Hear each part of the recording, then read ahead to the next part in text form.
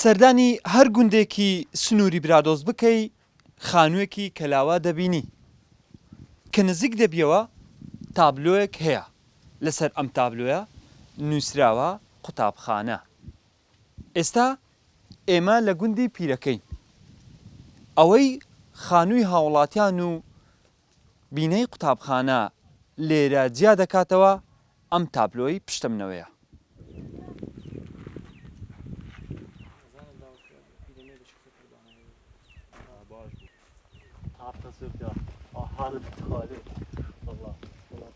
ئەو مەکتەبە لە ساڵی 2004 وە بزانم دروست کرایە، گوندەکەشمان 20 مارە.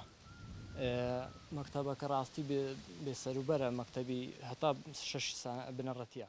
2011 من پۆلی هەژ بووم، ئەگە تا ئەڵانم خوێندبا لێرە مامۆستا بووم، لێرەم دەوامە کرد.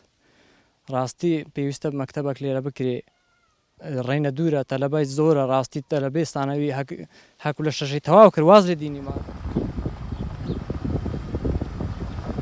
لە بەشێکی گوندەکانی سنووری برادۆست لە ساڵی 2000 نزیکەی 30 بینایی هاوشێوەی ئەم قوتابخانەیە دروست کراوە.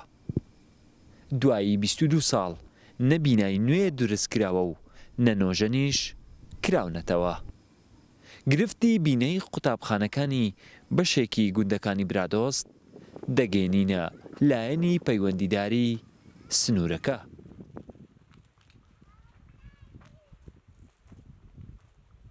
زۆری بینایەکانی ئەم سنوورە بەشێکن کەلی خوێندنیا تێدا نەماوە بەهۆی کۆنیانەوە یاخود بەهۆی کەوە کە ژمارێک لە قوتابخانەکان گوندەکان چۆل بوون لە ڕابردوودا یان قوتابخانەکان بە شێوەی ئەو گوندانە بە شێوەی وەرزی گەڕاونەتەوە ئەم ناوچانە. پشتیوان بەخوای گەورە هەوڵمان داوەکەوە زۆرترین ئاوەدانکردنەوە لە کەرتی پەروەردەش لە قوتابخانەکان لەم سنووردا بکرێت. لە سنووری برادۆست بەپێی ئاماری بەڕێوەبەرایەتی پەروەردەی سۆران 63 قوتابخانە لەم ناوچەیە هەیە. نزیکەی 30 بینایی هاوشێوەی ئەم قوتابخانانە لەم سنوورە هەن. زیاتر لە 5000 خوێندکاریش لە سنووری برادۆست لەم بینایانە وانە دەخوێنن. وڵات حەسەن، کورسات نیوز، برادۆست.